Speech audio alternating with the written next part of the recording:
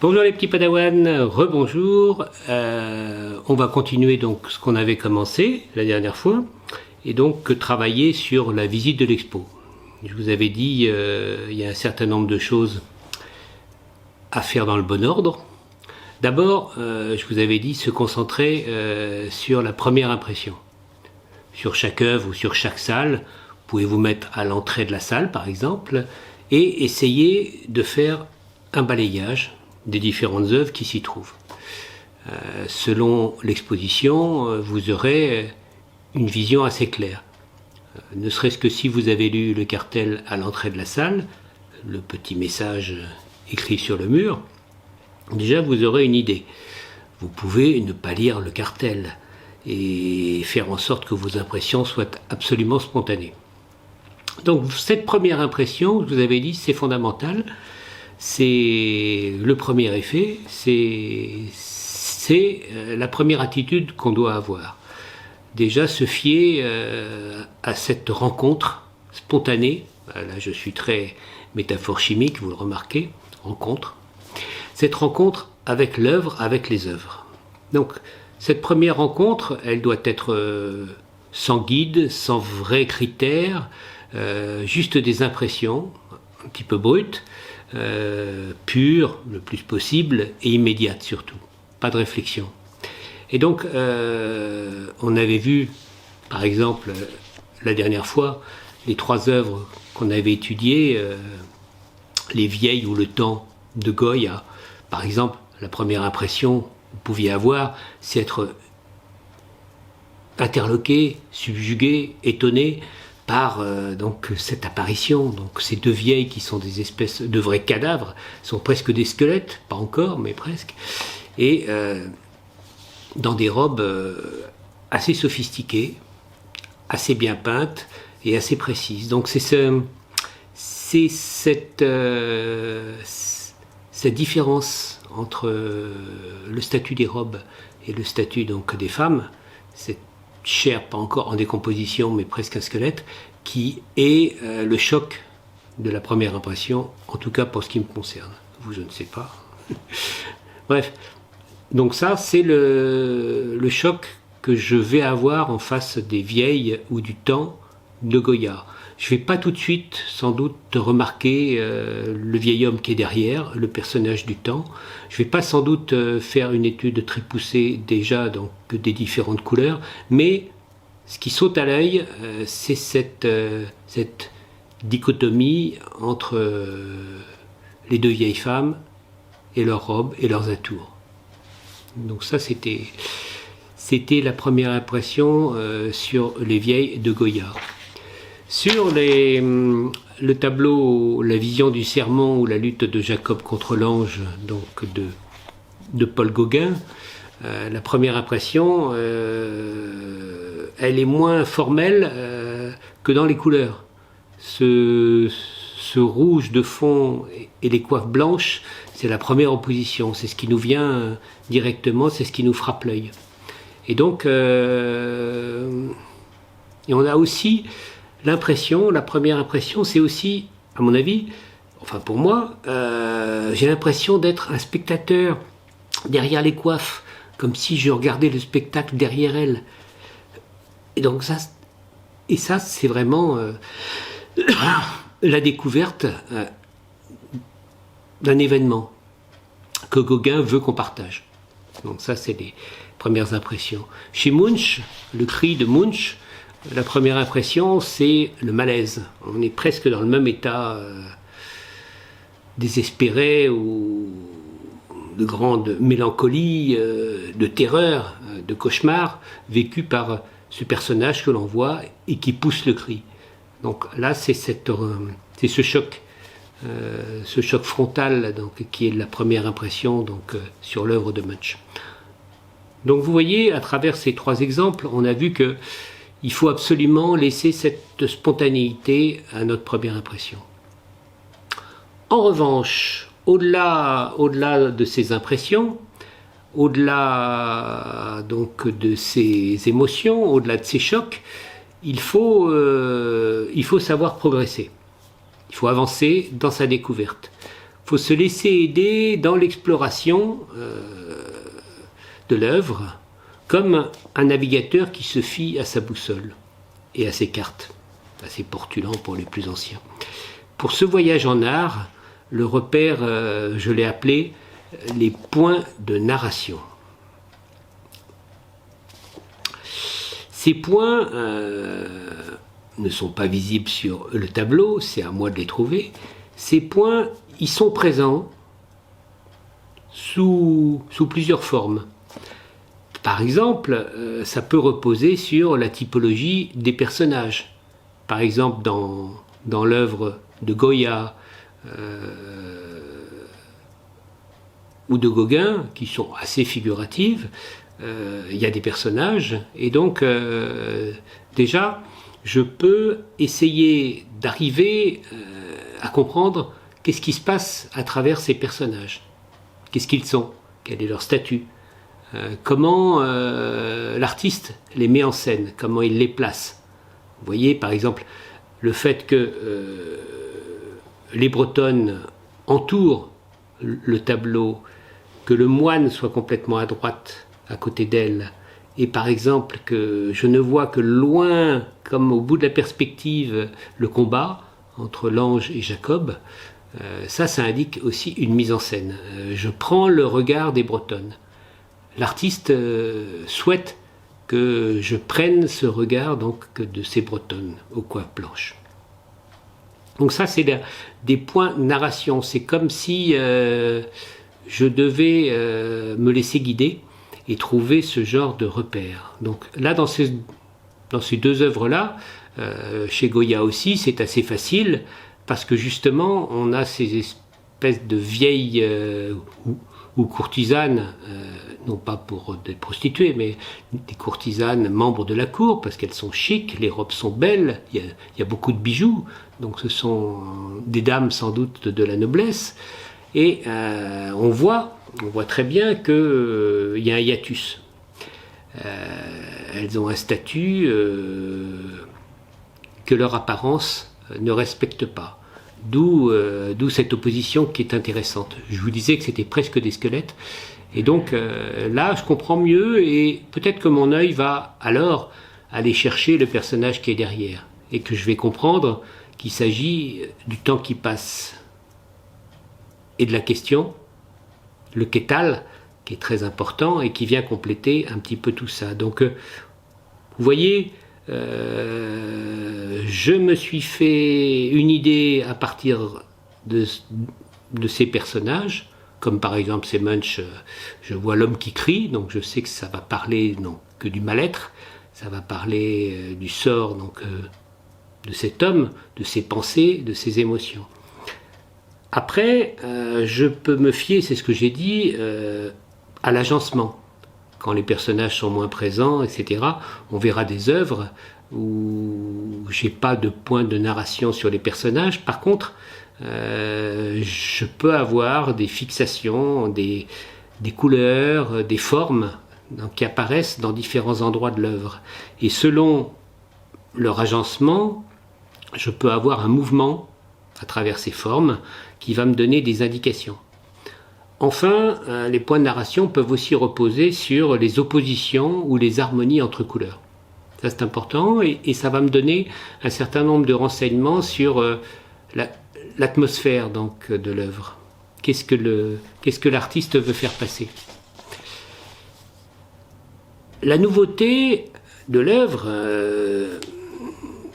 le quelque chose qu'on ne trouvait pas avant et qui apparaît avec cette œuvre-là, on le sent pas mal, normalement on devrait le sentir lors de la première impression, mais on ne peut vraiment le conforter, l'analyser, le renforcer qu'avec l'étude donc de ce que je vous ai dit, comment sont traitées les formes, comment elles sont arrangées, est-ce que c'est un arrangement qu'on n'a jamais vu, un arrangement qui est novateur, est-ce que les associations de couleurs sont originales, sont peu vues encore, etc.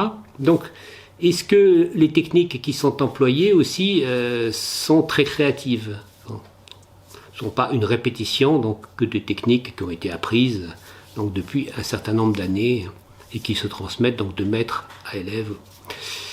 La technique des points de narration est davantage un moyen pour le spectateur de se rassurer aussi. Parce que libre à chacun de nous donc de trouver dans chaque œuvre donc ce qu'il veut y trouver. Il n'y a pas de figure imposée. Et donc cette technique, c'est juste un moyen pour essayer de stimuler, d'organiser nos idées et de voir si je trouve des pistes à travers un certain nombre d'indices.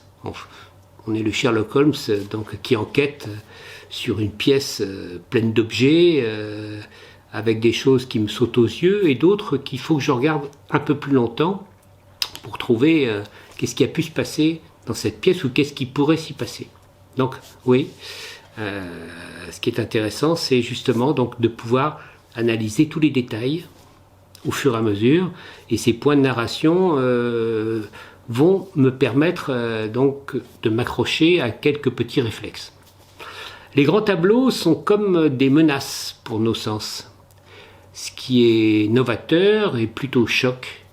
Et généralement, surtout depuis la fin du 19e siècle, les artistes avancent par presque provocation ou au moins par renversement des tendances et en cherchant à créer notre émerveillement mais aussi notre étonnement.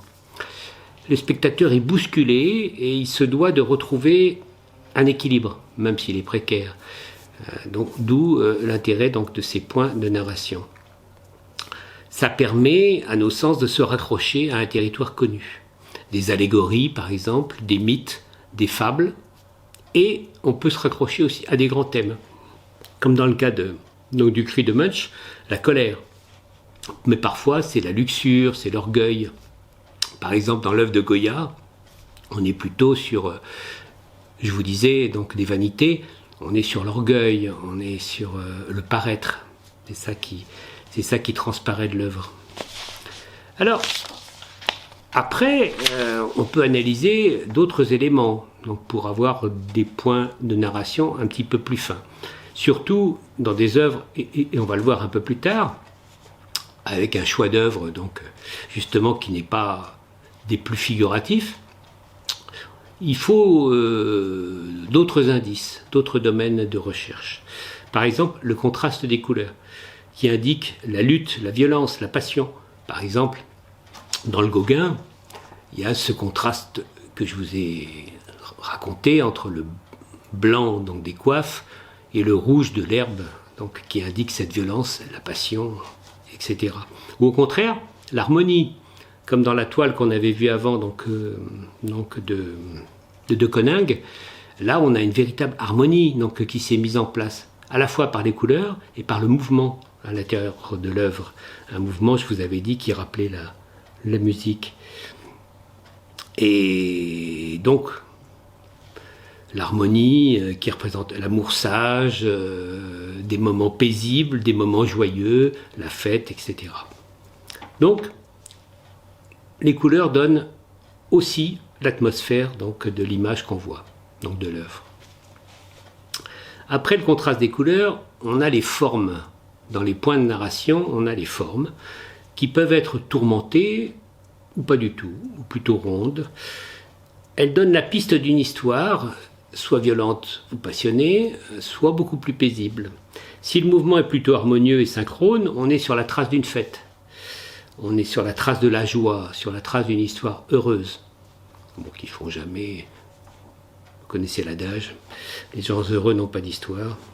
Et les artistes, souvent, préfèrent justement donc, les aspects un petit peu dramatiques. Après les formes, on a l'agencement des formes. Cet agencement, on l'a vu déjà dans certaines œuvres, peut renforcer le mouvement des formes ou encore l'apaiser. C'est comme un deuxième rebond, c'est comme un deuxième effet. Alors, il y a plusieurs types de façons, d'arranger les formes. Peut-être la plus courante, c'est une répartition en S. C'est-à-dire qu'un certain nombre de formes majeures, importantes, occupent l'œuvre. On l'a vu dans l'œuvre de Koninck, c'est plutôt en S, et on verra sur aussi un certain nombre d'œuvres de Kandinsky, on a cette répartition en S qui est intéressante, parce que ça donne un mouvement très fort à l'œuvre. Même s'il n'y a pas véritablement de figuration, de représentation, on a ce mouvement qui attire notre œil et qui excite notre imagination sur qu'est-ce que ça pourrait être. Donc je vous avais dit, pour le de Koninck, on est dans la danse, on est dans la fête, on est dans quelque chose de joyeux. Mais ça peut être très différent. Le S peut être un S de bagarre, un S de rixe, de bataille, etc. Simplement, ça indique un mouvement assez rapide. Donc, la théorie du S va nous permettre d'évoquer un certain nombre de choses, des paisibles comme le voyage, la danse, le carnaval, ou plus violents, si les couleurs aussi viennent renforcer donc cet aspect violent. Les guerres, une bataille, un conflit, des rixes, comme on l'a vu dans la bataille entre l'ange et Jacob. On peut avoir une répartition en haut. On est dans une histoire plus calme, avec du recueillement ou une réunion, ou plutôt dans un cercle intime. On est dans quelque chose qui raconte une réunion. Les gens se rassemblent, il y a du dialogue, on se parle, on communique. Une autre répartition est proche du haut, c'est le U. La répartition en U est intéressante, on la retrouve assez souvent. Alors, même si ça a l'air assez frontal, vous vous rappelez de l'enterrement à Ornans, on peut penser que c'est une forme de U, et ça nous donne une réunion qui est plus formelle que le haut.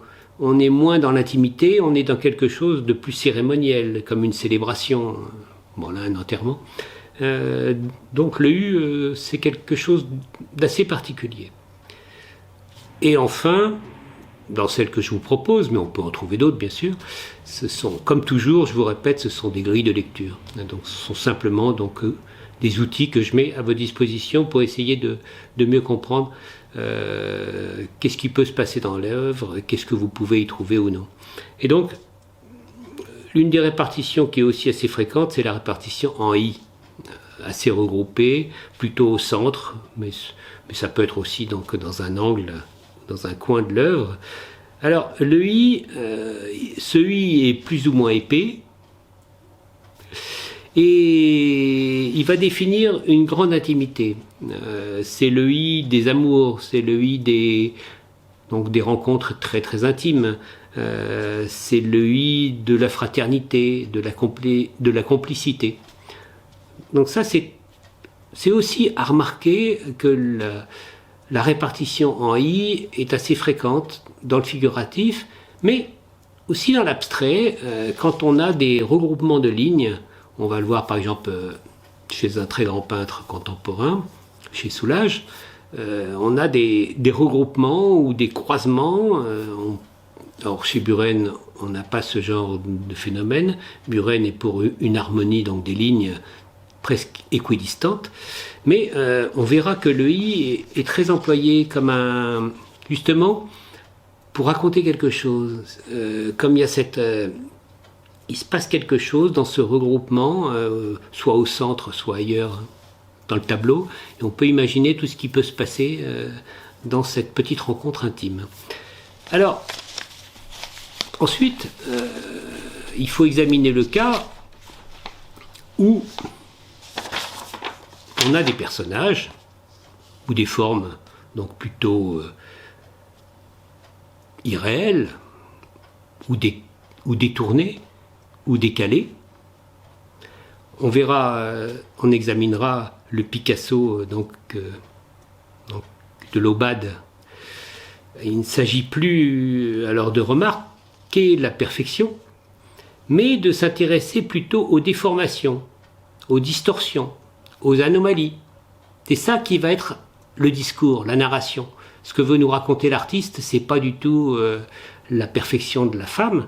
Par exemple, pour l'Aubade, qui date de 1942 chez Picasso. Ce qui l'intéresse, contrairement à Ingres, la version originale donc qu'il détourne, ce qui l'intéresse, lui, justement, c'est d'éclater, d'exploser le motif, le sujet central, qui est la femme. Et comme il compte un petit peu donc, faire exploser la peinture.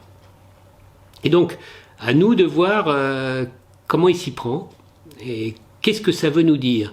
C'est comme s'il nous obligeait à avoir un autre regard sur cette femme qui est au centre de l'œuvre. Quand elle est une représentation classique, notre œil s'y arrête à peine. Mais là, ce que veut Picasso, c'est qu'on examine les détails comme si on la voyait sous plusieurs faces. Le travail de Picasso, c'est d'imaginer, c'est presque un contemporain donc, du cinéma. Il est né pratiquement autour de l'invention donc du cinéma. Et donc, toute sa vie, dans ses œuvres, il cherche à mettre du mouvement, même si les œuvres sont en 2 dimensions. Et sont à plat. Et donc, c'est ça qui est la narration, c'est de se dire qu'est-ce qu'il a voulu, comment il a voulu faire bouger, faire évoluer donc, son modèle féminin. De même que le musicien qui donne l'aubade, ou le jeune homme, on ne sait pas si c'est un jeune homme, a priori oui, on le verra plus tard, et donc ça c'est très intéressant de pouvoir analyser un peu plus profondément, sans s'arrêter à « oh, il a détourné, ça veut rien dire, on n'y voit rien ». Non, pas du tout. Il respecte beaucoup Ingres, mais simplement, il nous dit « moi j'ai le droit de faire ça ». Et je vais vous expliquer un petit peu pourquoi. J'essaye de revisiter cette œuvre. Donc voilà, les morceaux de corps sont assemblés dans un ordre étrange, à la fois pour l'héroïne, on va dire, comme pour le barde, le musicien. Et Picasso essaye de faire un travail de pixelisation et en même temps une sorte de puzzle en 3 dimensions. Quand il n'y a pas de personnage, on vient de le voir, donc dans le cas où on a des personnages, où on a des formes de personnages, on va dire, c'est plus facile. Quand il n'y a pas du tout de personnages, alors là, on entre dans un autre domaine de la compréhension. Il faut se fier à d'autres critères. Donc je vous l'ai dit un petit peu, mais je vais le préciser, on va beaucoup jouer sur la lumière. La lumière qui est comme une sorte de personnage qui agit sur l'œuvre et qui va agir comme un révélateur. Grâce à la lumière, on va voir des oppositions, des contrastes, des apparitions de zones de douceur ou de zones de dureté. La lumière peut se conjuguer, doit se conjuguer avec des couleurs, et ça va se combiner pour définir des lignes de force. Les lignes de force, c'est des zones qui sont plus apparentes que d'autres, ou qui sont mises en exergue par l'artiste, soit parce qu'il a fait des repeints, soit parce qu'il a fait des gratures, soit parce qu'il a mis une couche un peu plus épaisse qui attire la lumière d'une façon différente. Ces lignes de force sont voulues, et elles nous donnent aussi un autre agencement au niveau de l'œuvre, qui va nous permettre donc de trouver quelles sont les différentes volontés, comment ça se joue. Alors même ça marche, même s'il n'y a qu'une couleur unique. Je vous ai parlé donc des œuvres de Soulages. Si on prend l'unique couleur employée par Soulages, le noir,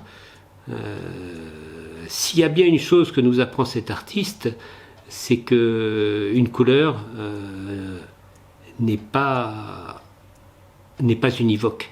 C'est pas parce qu'on parle de noir qu'on va avoir toujours le même noir, toujours la même œuvre.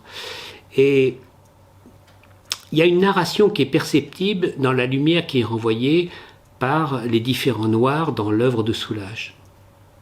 Les différentes épaisseurs, les différentes brillances, les différentes lignes tracées dans l'épaisseur par Soulages. C'est tout ce travail qui est fait par l'artiste, qui est très patient, qui est fait avec minutie dans son atelier. Il passe un certain nombre de temps à revenir sur les mêmes zones pour arriver à faire vibrer ce noir d'une certaine façon et pour arriver à faire des accords un petit peu différents selon les zones donc, de son œuvre. Ça va être une autre narration que nous, les Sherlock Holmes, on va devoir chercher donc, dans cette œuvre et qu'on va devoir arriver à comprendre. Donc voilà pour le tableau général des points de narration. Bon, j'espère que j'ai été assez clair. On va maintenant, on va voir un certain nombre d'exemples qui vont, j'espère, vous permettre de mieux comprendre comment ça peut fonctionner et comment vous pouvez vous emparer de ces petites techniques, de ces petits exercices. Voilà. Merci. On va s'arrêter là pour cette fois et je vous dis au revoir et à bientôt les petits padawans.